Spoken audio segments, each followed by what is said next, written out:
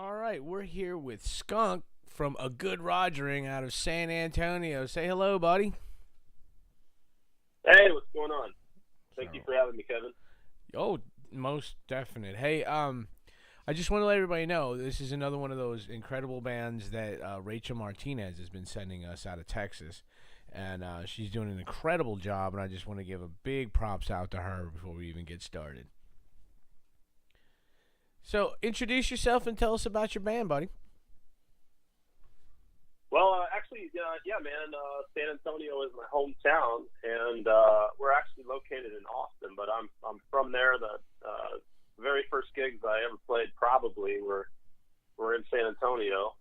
We love going there because there's a great there's a great metal scene, man. There's great bands there, and I feel like I had some mutual friends that knew Rachel and knew who she was, and we may have talked a little on Facebook even. But yeah, she was at the show.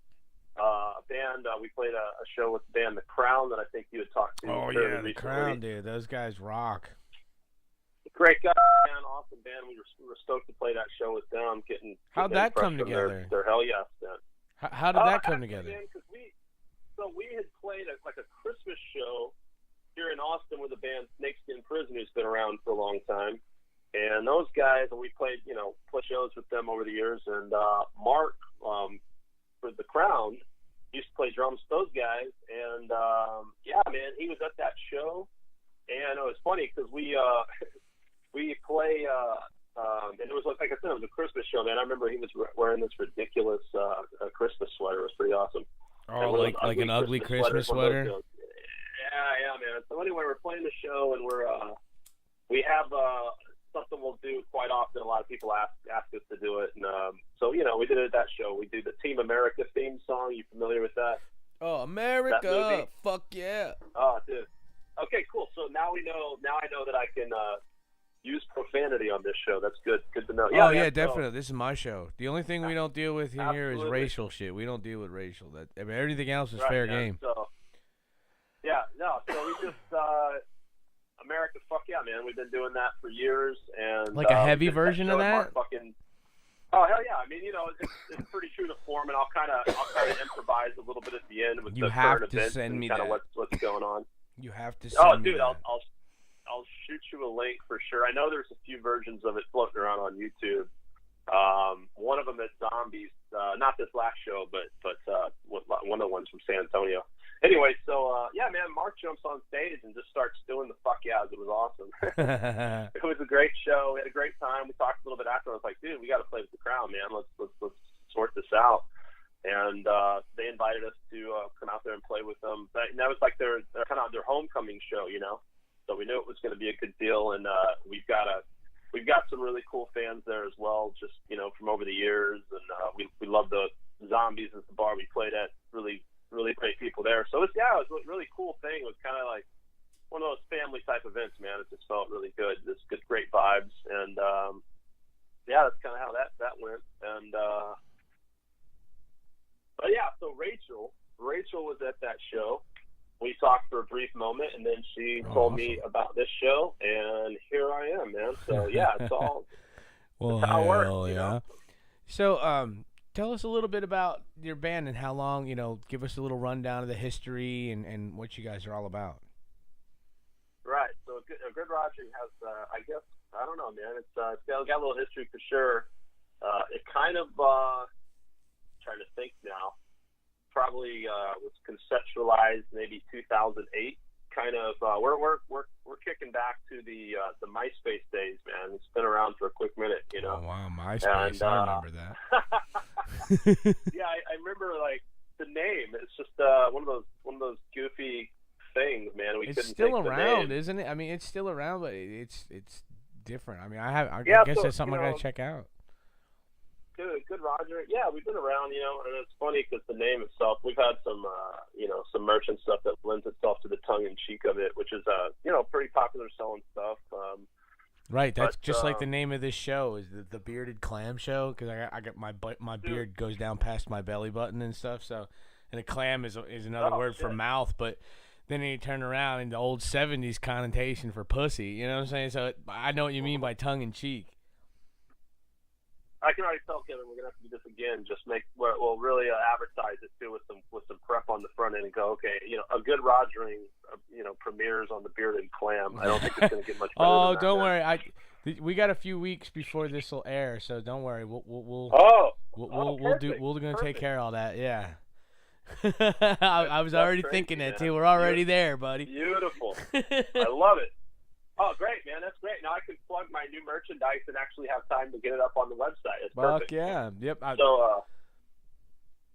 Yeah, we actually have. Okay, so speaking of America, fuck yeah, we came back. We were doing the Team America. We'll close shows with that sometimes, and man, it's just, I'm trying to think. Somebody gave me a hat. It was like a knockoff of the Trump hat. From I think the Prophets of Rage, I think, did one. There's a whole bunch of spoofs of it or whatever. Right. And so my buddy actually, I had done a video or something where I was I don't know what the fuck. So I did a video. It was just stupid shit throwing it online. I was like playing one of my favorite bands is Faith No More, right? So I'm playing. I've always loved. I love all their music, and I'm doing the ending bit of Epic, the piano part. Thinking nothing of it. I'm wearing this red hat backwards. I play this. I throw it out there. I don't even know where, Facebook or something, and somebody lays down a comment and goes about Fred Durst, and I'm just like, you motherfucker, you just ruined everything. Man, yeah, so Fred Durst. It just became this Fred Durst chain. I'm like, well, okay. So that was the deterrent of that red hat. But funny enough, my buddy had come up with this. He kind of did ruin red hats, didn't he? That motherfucker. Well, I mean, shit, man. You got red hat. You got Fred Durst with his backwards, whatever his red hat was. And wasn't it like a red New York hat, like New York hat, but with Philadelphia colors or something like that? I don't. Maybe like St. Louis. I'm trying to think who has a red hat. I don't know. I do know that we're talking about this guy way too much. We need to get off. So anyway, his 15 minutes are fucking up. Yeah, fuck you, Fred Durst. So anyway, all of you. He sends me this red hat. All of you. He sends me this red hat that says "Make Rogering Good Again," and I'm just like, holy shit, dude. Yes, totally perfect. That is great. Oh, it's great, man. I wore it at the last show at the end. We closed out. We did we kind of did a dual thing where we did the Team America and bled it into Peace Cells. We'll throw a cover in here and there. We did the little, man. And it's just something about that hat and the parody of the whole Trump thing just fits. You know what I mean? America, fuck and yeah, into Peace Cells. That's a good mix right there. That's fucking great. It was awesome, man. So yeah, dude, and that's just the kind of shit we do. We're just. Fuck it, whatever. I mean, the name says it all, I guess. But yeah, man. So now I have this new hat, Make Rogering Good Again, a red hat. I'm bringing red hats back, man. Yeah, fuck Fred Durst. Yeah, fuck Fred Durst. I say a pretty good amount of people would probably say the same thing for Donald Trump. But you know what? I'm rolling with it. I'm rolling with that red hat, man. I'm bringing it back. Whatever. Yeah, I'm not even going to get into politics. Fuck all that. But we're not going to even get it. Dude, my thing with politics is, it's just, let's just take it for what it is. It's a sideshow. It's entertainment, man. I mean, Jesus Christ, the whole entire process of this last election was just a parody of itself. It's just too easy. You know what I mean? It's just so ridiculous. I don't know. We're not going to go down that road, but I can tell you and I think alike, I think, just by the fact that neither one of us is, pulling out the fucking boxing gloves, you know what I mean? Right. So, okay, what bands usually go through cycles? They're usually in a writing cycle, a recording cycle, or a live cycle. Where is a good Rogering at right now? Yeah, so a good Rogering was around for a while. Like I said, 2008, whatever. We put out an EP. Oh yeah, we had a demo, I guess, around that time, and I think we started playing shows late 2008, 2009. We put out an EP early 2010. We played shows for the next few years. We put out an album in 2013. And then the band, it had been through a couple of roster changes. And then the core of the band was me and my brother, who is known as Chef. So anyone who knows anything about the band, the history of the band, will know, or if you were to go find old photos, it would be this dude, this tall, prominent figure in this crazy chef's hat wearing aviators, and you're just like, what the fuck is this? So that was kind of like we used to get. And this whole skunk, I used to have a mohawk, I had my signatures black and white. Was it black and guitar. white? Did you have the stripe? Yeah, it was the whole. Fuck was the yeah. thing. Dude, like you, man, I used to have a bearded clam myself, just a long ass fucking goatee, old school like Lane Staley type goatee, Right. with the white stripe down the middle, black and white. So I mean, it was definitely like a sight when you saw us. You're like, who the fuck are these guys? You know? And that's pimp right there, dude. That's pimp. Yeah, you know, you walk in, you see a band called The Good Rogering with these two crazy motherfuckers, and then they're playing, you know, like I said, Team America, or we just, you know, we pay homage to stuff we love. I mean, it's original music, but we tend to throw in a cover here and there. So, you know, we've covered everything from Megadeth to Faith No More, Type O Negative, you know, just some really, those kind of influences. What Type O Negative? What Type O Negative do you cover? And how do you arrive at what Type O song to play? I know, man. I know, right? So, okay, so we did the current band, which is a whole new band. I'll kind of get into the backstory in a minute. Is you know, it's a different group of guys. We share some similar influences, and then but I think some of the music that me and my brother obviously were just like, you know, we grew up. It was always just there. Like that was what influenced us collectively. And so now I introduce things to these guys sometimes, or vice versa, and we're like, yeah, cool, I've heard of that, but I don't know a lot about it. And you sort of have to get acclimated with something and let it grow on you. So I remember doing the Type O Negative song, and we did the obvious because we did it for a Halloween show. We did a couple Halloween shows, and we were like, okay, dude, we're gonna fucking do Black Number One, right? It's a no-brainer. And we covered Spider Baby. I don't know if you know the band Phantom Moss, but they covered this old tune called Spider Baby that's I don't know, some crazy old black and really weird old horror movie. So, you know, we did the like horror movie, a couple of horror movie tune, you know, things, and then the Type O song. But yeah, so Black Number One, you know, the obvious big Type O Negative hit. Like, it was funny because I saw the guys kind of go from like, okay, what the fuck is this, to like, holy shit, this is badass. I'm like, yeah, you got to get the joke, you know what I mean? You got to get the band and what they're about. Right. But so we've done that one, and then back in way back, we used to do a medley of a little bit of that, and then Kill All the White People. Do you know that tune?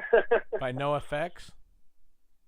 No, dude, Kill All the White People is a Type O Negative dude. Oh no, I know Kill All the White Man by NoFX. No. So this is it's just but it's, you know, it's actually like a total like punk rock, just brutally fast fucking song, man. And totally, like, if you, it's just like a lot of things. Like, people that know Faith No More, you know, the epic, you know the you want it all, right? But you don't know all the weird, crazy other shit. You know, Type O is kind of the same way, man. They got whatever happened to Jim Martin in that band? Dude, I don't know. I don't know if they had a falling out. And I saw them on the last tour. They put out a record for the first time in, I think, 18 years. I saw them 3 times on that tour, if it tells you anything. Wow. I saw them in Austin, LA, and New York. Yeah. And the line, it's great. I mean, it's the same lineup they've had since Jim Martin left. But yeah, I don't know what happened there, dude. I don't know what was up with that. It just seemed like he was there and then he was gone. Yeah. Yeah, he was on a couple of records and that was it. But he left his mark. You know, I love the stuff he did. Yeah. But so yeah, we did a medley of where was I? Kill All the White People, and then on the I don't know if it's their first record, but there's this, I don't even know the title of this song, dude. It's like Unsuccessfully Coping with the Natural Beauty of Infidelity, and the chorus to that song was I Know You're Fucking Someone Else. Have you heard this one? No, I want to hear that tune. Yeah, so that was. So if I do anything on this interview, I'll turn people on to Type O Negative and say no more. Yeah. Let's talk about your band. Yeah. Well, obviously, you know, I mean, here's the thing, like, and I see that, and especially in Type O, and I think something that I resonate with those guys was, I see, like, they took this, there's a lot of influence from, like, Pink Floyd and the Doors, and every time I saw those guys, they would always cover something. I saw them cover CCR, the Beatles, the Doors, did it their own way, man, but it was always really cool, and I hear those elements in their music, but in such a different way. They did it so differently, and they had this nice mix of, like, this aggressive, you know, brutal rock, or the old Sabbath, and then the old classic, the Beatles, but then the weird gothy satire. I mean, it was just like this really cool mix of shit that made them unique, you know? What I did, I liked, when I was younger, I would read the credits on the CD or the cassette or whatever it was, and then a lot of people back then listed their influences on the record jacket. So I would go back and listen, find the bands that they were into. That's how I found out that Ozzy Osbourne's biggest idol was like Paul McCartney. So oh hell yeah! My dude, mother absolutely. was like the Same biggest. With Lemmy. Yeah, my mother was like the biggest Beatles fan. So I went and started going back and listening to the Beatles. So it's funny, if you listen to a Beatles record and then go ahead and listen to a Black Sabbath record back to back, it's like, oh my God, it's uncanny. You can hear it, yeah. Yes, and it you also can. bleeds down, man. Yeah, you can hear it. You can. I think that's really cool. But then you got these guys, these innovators. I think it gets harder and harder to be original. But even when you're being original, you're still borrowing from things that have been around. And so like, yeah, you can only play an E chord so many different ways, you know. Dude, man, you've got 12 notes in music. And that's it. Yeah, that's what everything's coming from that. It's like, but I've written. Actually, I've written with people that go and they sit down and are like, all right, who do we want to rip off today? Dude, I'm sure like most of us are like that too. It's like, oh yeah, and then that Melvin Z riff, and then do that. Right? Yeah. No more thing, It's like, totally. I've been writing with these guys lately. It's like, hey, do that Megadeth riff that you do. I'm like, oh, okay. Oh yeah. I know which one you're talking about. You hear that from us a lot, yeah, absolutely. Hey, and, do that Slayer thing really, you do. That's it. I mean, you have certain things, like certain signature drum lines or guitar things, and it's like, oh, that's the Megadeth thing. That's the right. Yeah, exactly. The Slayer. It's like, if it's in Locrian mode, if it's in Locrian, it's probably gonna be identified with Megadeth. Yeah, or if it's nonsense, it's gonna be identified with Slayer. Yep. Dorian. Yeah. Yeah, I mean, it's like it was a chromatic and blues scale. That's a lot of Pantera right there. Yeah, dude, Pantera, the kings of the Southern rock, man. They just awesome. Yeah, definitely. It's blues, man. And the problem down here in Nashville is everybody tries to be dime now. I mean, everyone wants to sound like Pantera, and it's like, they can do it. I mean, Pantera songs are great until you get to the solo, and it's like, oh, wait a minute, it's not so elementary anymore. It's like, oh, shit. Right. And I think Dime was fucking ingenious by doing that. Like, his songs, anyone who can pick up a guitar and play a Pantera riff, and that's cool because you sit in your bedroom, jamming Pantera, but go ahead and play Floods and all the way with the solo. It's like, oh, it's not so elementary no more now, is it? Yeah, that's the story of my adolescent career of playing guitar. I learned every metal riff ever and never a solo. Right. Yeah. I mean, that's the thing that makes those guys great too. I mean, obviously for me, Dimebag, Marty Friedman, some of my absolute, hugest influences. And right. I mean, I could name tons, but those couple of guys in particular. I mean, just and Slash for that matter. I think it's. You can know all the theory in the world and have all the chops in the world, and I think that's very important, and it's like something that, sometimes I'm like, damn, I wish I had a little more of the technique. I should have stayed up on my chops a little more. But one thing that sets apart the greats is that differentiality, which is so hard to attain, and it's just the uniqueness of your style and the soul, your true self coming through in your instrument, whether it's Dimebag Darrell or Thelonious Monk, or Chopin. I think what they all actually have in common is that they connect. Their fans, they connect with their fans, with the music, whether it's lyrics or the written note or anything like that. It's because your Pantera fans are pretty much the same characteristics across the globe. They're all, they appeal to a very specific audience. The same thing with Slayer, and you have overlaps, but you got the people that are like the most like Slayer, like the people that carve their name in their like in their wrists and stuff. So but videos of guys simply screaming Slayer. Yeah, and to this day, I mean, Slayer's been around for 30 some years, but Beethoven's been around for what, a couple hundred, and he's still he's still as popular as ever. I mean, they've all have a way of connecting with their fans. Yeah, man. Well, Beethoven was. I'm a huge Beethoven fan. I grew up playing classical piano to a certain degree, just like guitar. And in recent years, I've started dipping my toe in the jazz pond, and it's all like it's different, but it's not. And I think in a lot of ways, it's like, you went and learned everything proper, but then like jazz is like, now you know why those dudes do heroin because it's like so out there. You're like, whoa, jazz. Actually, I totally do. I totally get it. I feel like the one style of music that I can like get really stoned and actually feel like I play better. Like, there's no way I can go play my shit stoned. I'm like, no fucking way I can remember all this and like. But if I'm like playing on a jazz tune that I know really well, and then you're free yourself, like or freeform jazz, total improv. I get that. Yeah, I get it. And it's all relevant. It's all cool. Like to me, there's no right or wrong. There's no all genres are cool. It's just I think it comes back to like where it's coming from within the individual creating the music. And that's for me is an artistic thing. Like I think. If it's being created from an artistic place, it has truth and merit from that person doing it, then I'm interested, then I like it. And I think those are the things that ultimately resonate and stay timeless, regardless of genre. You know what I mean? Right. Yeah. Yeah, exactly.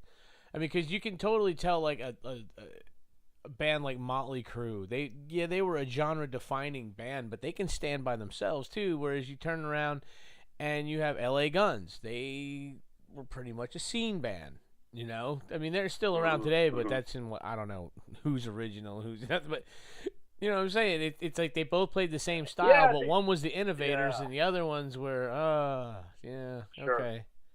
And I think there can be a lot of factors too. Obviously, the marketing, the song, the songs. I mean, there's so many factors to it. But man, let's be honest. Like every time something does come out new and fresh.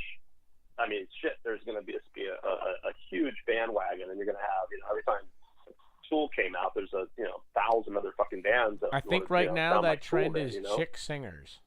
Like everywhere you turn, there's a chick singer now, And when it was new, when it was fresh, it was like, there's oh shit, yeah, successful female artists right chick now, singers, sure. and now it's super saturated with chick singers. So. It's just our culture, and that's the way. Anytime something hits and it's successful, inevitably it's going to become. We're going to take that and we're going to roll with it until it's just completely been run into the ground, and then everyone hates it. I mean, that's just what. That's just what we do. America, fuck yeah, So our culture, man. If somebody's coming to a good Rogerin show for the first time, what can they expect? What can you tell them this is what you're going to experience? I think the thing about this band is, you can. It's definitely a collection of our influences. I mean, the obvious point is like, oh, cool, a metal band. I mean, I have a hard time calling us metal. We're not like really just kind of just hard death and nothing like that. But it's pretty heavy music. It's heavy rock. There's southern rock influences, the old school classic thrash influences, the Metallica, the Megadeth, all that stuff we've been talking about. I got a lot of the something that comes through in some of the lyrics and some of our own music, and also in the obviously some covers we do is some of that more sort of satirical tongue-in-cheek type stuff. But I think it's like my best compliments I've gotten in the years, a couple I guess, would be that a lot of people have said I'm not even really a huge metal fan. I really enjoyed y'all's show. Like it's very entertaining. The music's good. It's so I think it actually I would say is heavy rock.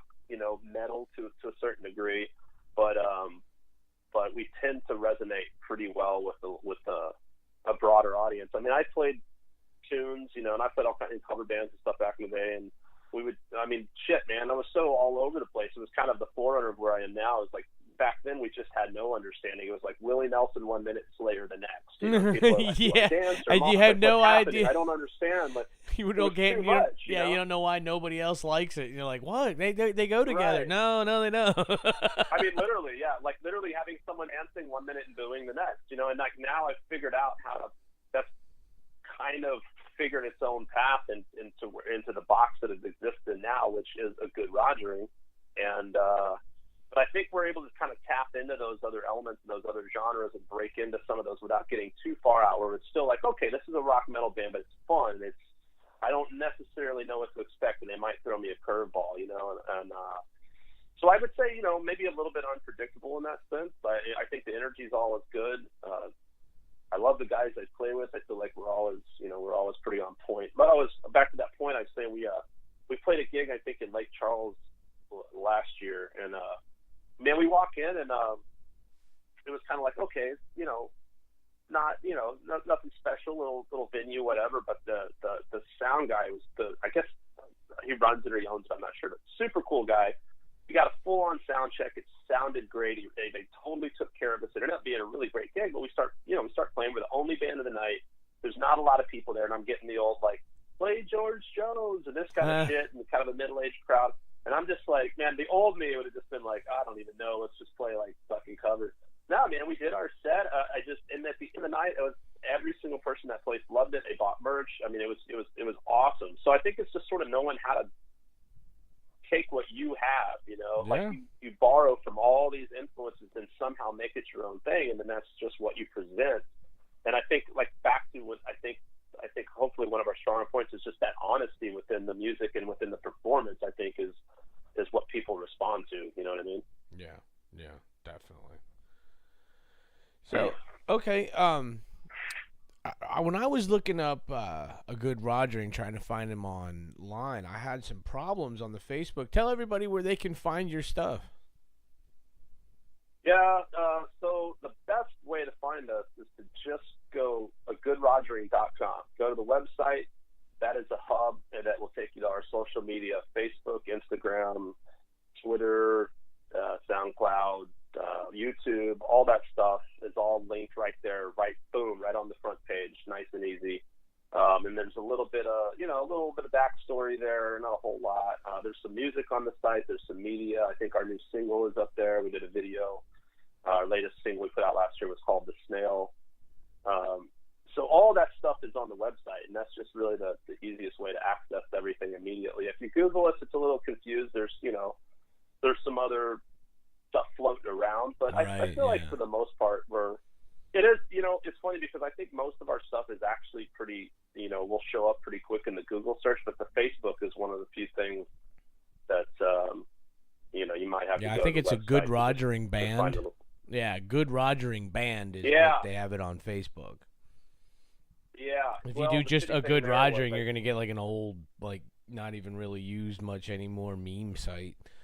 Well, yeah, the problem too was I think when I set up in the, being not technically savvy, and well, I don't know, when Facebook, I guess we probably set it up in 2009 or 10 or something when we were just getting going. Never really probably even used it back then. But I had set up like a personal site, and literally, so then I set up a page, but it never got used. And then I had with this whole thing with Facebook where I had to kind of morph that in, and I actually, even though I had that name on one of my sites, I couldn't I don't know, it's silly, man. So that's why it's under a Good Rogering Band, just stupid technicality shit. But website, man. We actually revamped that, so it's nice and easy to navigate. Everything's right there. It's up to date. It'll work really well on your phone. And that's just the best way to find out anything about us. And like I mentioned earlier too, we just got some new merchandise in, so I'm getting that stuff up on the site and everything as well. People can order that. People can order that. Yeah, they can order it directly from the website for sure. Excellent. Well, the last thing we got to do before we wrap this up is we got to get a bumper. So it's be like, hey, this is Harley, and you're listening. I mean, I even fucked it up. Shit, I do it all the time. Wrong dude. Huh? Yeah, right. Is that your next dude or what? Because I saw that mentioned earlier by Rachel. Are you about to interview Harley next? No, I did him already. Yeah. I got you. Hey, this is. I had it written down here. That's why I fucked it up. See, if I do it off top of my head, I can get it right. So, hey, this is Skunk from A Good Rogering, and you're listening to the Bearded Clam Show on metalheadradio.com. I will do that. Can I throw a quick shout out, man? Sure, go right ahead. I know we kind of talked about all kinds of stuff, but so just what's going on in my world at the moment. So we did a run of shows last year. We put out a single. We've got an EP we're wrapping up that I'm going to put out here probably late spring, early summer. We're going to try to do a run of gigs after that. But I'm actually I'm going to throw a plug to another band here in Austin, a local metal band called Dead Earth Politics. So I'm about to go on the road, play guitar with those guys for 3 weeks, man. So anyone out? Yeah, we're hitting Midwest, East Coast. Anyone out and about, if you want to check out the dates on their site, deadearthpolitics.com, I believe, then come say hi. I'll be cool. You should get shows. them to get in touch with Rachel, and she'll schedule them to get them on the show here. Yeah, I'll do that, man. Maybe we could do an interview with you while we're out on the road or something. That would be great. Yeah, dude. yeah. So, And all anyway. things Texas go through Rachel.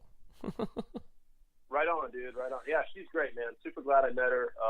Hell Real yeah, good we love community her. going on down here in San Antonio. So, hey, Kevin, been great talking to you. And, All right, we got to get that bumper, what am though. I saying Come on here? now. We got to I'm get saying- that bumper.